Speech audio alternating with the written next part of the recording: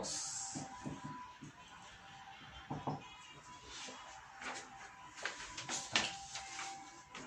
There's a time I think all of you have, apart from Vincent, I've shared this thing before in another way. What do I mean by this SPAR? This is something you should live by every single day for the rest of your life. In this sense, every day as an estate agent, you need to study, you need to learn what is going on in the market. The market, how much a property is going in the areas that you call yourself a professional in. You need to learn new business. You need to introduce yourself to people. That is called study. You need to learn as much as possible every day. Now, when you get to mastery, I'll show you how to do that. Then, after you learn, you need to practice. What do I mean by practice? Practice, I mean here, when you do practice, you need to remember. Have you ever done role plays? My friend, have you ever done role play? In training. Yeah. Or even before. Role play is where you are an agent. This one pretends to be a client, and then maybe they want to buy property from you. So you now do it here. How would that transaction be? Then pick another agent or pick another person. You can even pick a kid, a family. The two of them, that's a couple. This is the hard one, this is the one who already wants the property, but the wife is like, me, this property, there's a few issues here and there. So you now role play it here. Are you getting my word? This is something you need to do a lot of. You can either do it alone, find a mirror. There's somebody who said, if you're a salesperson, you're normal. You're not a salesperson. What do I mean by normal? Salespeople are crazy, like him. Me, the few days I've interacted with him. Craziness, I don't mean like crazy, like you're not somebody you can talk to. Like some of the things you said, people look at you like, there's something wrong with this one. Crazy people. Like you have to practice every single day, so that by the time you come now to the actual event, it's so easy. It's like you're already anticipating what they're going to ask and what they're going to say. Are you getting it? Let me ask you. So you closed that client the other day. How did you do it? What do you think you did right that you've not done before with other clients? I got into her business quite a bit. I found out about where she's getting her money, what she wants. Because she really wanted to buy a house for the daughter. So we just play on that aspect. Keep reminding me. This is a good investment for the daughter. So you have to play like you're really putting her there. She can even picture the daughter coming, living in that house. You see that? You see, you should have even talking about it. It's like you're happy. And then, in everything you said, there was nothing about you. Everything was about the goal in hand. The goal was to get the house for that daughter. So everything you are doing is about her. That is what sold. Now, here's what you do when you're practicing. Ask yourself, why are these other ones not working? Is it because I'm concentrating on me, on my needs, and not the needs of the client? Or why are they not working? A question you can also ask yourself. The last time you made a sale, what made that sale come to pass? And these other ones are not working. That one sale you made, the last one you made, even if it was last year,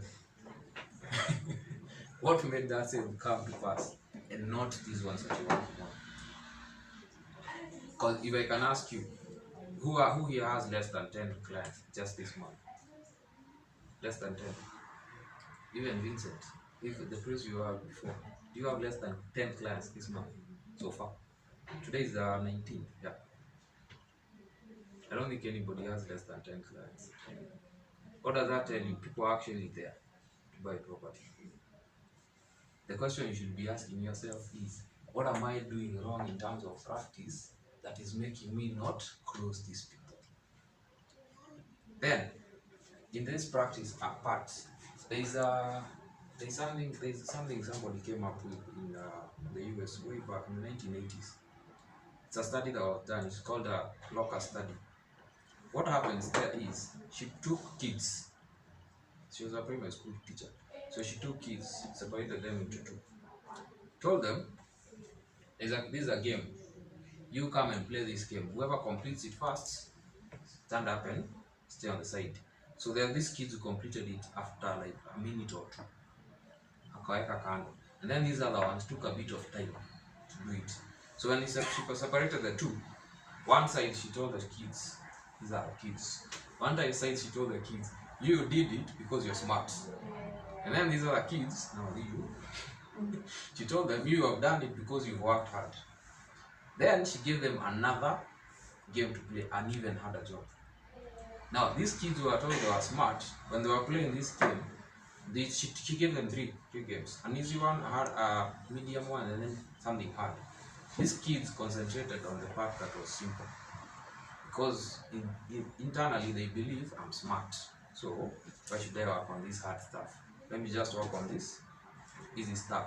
These kids who are told this, now you guys have done this because you're hard. They first went to the hard part to try and figure out how this game works. They did it so fast and so easily. And then the question at the end was, who enjoyed more? These smart kids, all of them said, me, I didn't even like this thing. It's too hard. Who even makes games like this? And then these kids who did it and were told you worked hard, they were like, it's actually fun. Now, the locus effect there was, if you believe these ones represent the people who believe everything about them is governed by everything that is out here. The world. Like right now, the market is bad. The weather it's cold. It's Monday. I don't even have money to go to work. I don't have this. So they're governed by the aspects of what happened outside there. Things that they don't control. Like you can't control how the weather is today. You can't control the day. Today is Monday. Even if you wake up or you don't, it will still be a Monday. These ones who worked hard, they believe it's because of me. I sat down. I'm the one who placed these games like this. I'm the one who did it. So they believe internally they are the ones who govern what happens in their lives. Do you understand? It's called a locus effect. Now, how does it apply to the practice part? When you're doing things out here as an agent, just know nothing changes, even if you try as many things as possible. It's always, the only thing that changes is the thing that you make change. Like the people over here, the few months you've been doing real estate, now they said, if you now analyze what you've been doing before and then analyze this one that has closed, you'll find this one that has closed, if you're actually doing the same thing with all these other people, you'll close more. Is it true? Because you're concentrating on what the client wants. So you're thinking, it's not about hard work per se, it's the thinking, this one wants this for this person. Yes. Why? Because of this and this. Why don't I show her if she doesn't get this, it will mess up the relationship with the daughter. Because the daughter already knows my mom wants to get me something. Are you getting me? Life itself, nothing in this world works because of how the weather is, the day. It's always up to you. There's a time I remember I told you about imagination. How serious that is, it's even in the Bible. Imagination, like what you imagine. If you imagine today will be a bad Monday, trust you me, and no matter what you do, it will be a bad day. It will be a bad day. Practice, get a mirror in your house. I know you don't have a mirror, guys. Kama una kioo. Then I'm sure they have mirrors. If you don't have, get one. If you can't get one, use someone. Always talk to someone. Practice with them. Role play.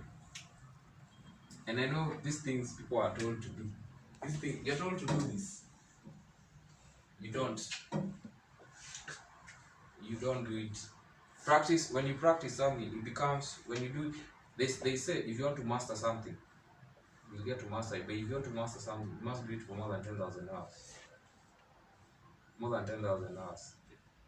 That's how many days? That's about how many days? 400 and something days. For the 10,000 hours. There's a guy who wrote a book about the 10,000 hours. And it went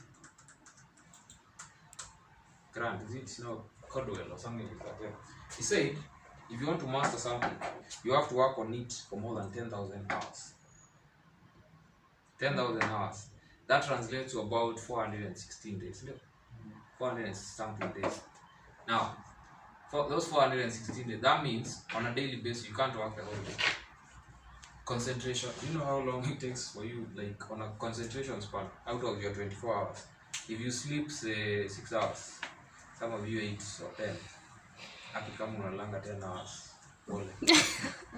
I am sorry, but you're not going anywhere. Oh yes, it sounds bad, but it is true. Here's why I'm saying that before I explain the 10,000 hours. Show me one person in this world, one, including Manu Jandari, who sleeps more than 8 hours maximum. They actually sleep 6. Most successful people sleep for 6 hours or less. Operating money is successful. People are not going for people who sleep more than 10 hours. Now listen, when you talk about success can be measured. Yeah, so I'm talking about, if you measure success, you look at it from so many angles and so many aspects. Somebody can be successful because they got into a point of, like somebody I read in LinkedIn last week. She applied for secretariat job at one of the banks at Barclays or KCB. But when she was employed there, she was a cashier. But now she was told, now if you want this company secretary job, you have to go back to school and learn. She did it for like 2 years. Immediately she graduated with honors. So when immediately she did it, plus the work that she was doing in the company, she was given the job. That is success. That is success for someone. So you can't measure success with just money. It can be an easy job like you sold. That is success. So me, I'm saying in this aspect, I'm putting it in like, if you look at the Fortune 500 companies that we have in the world, all their owners, or take any president, take any president who sleeps more than 6 hours. If you look at the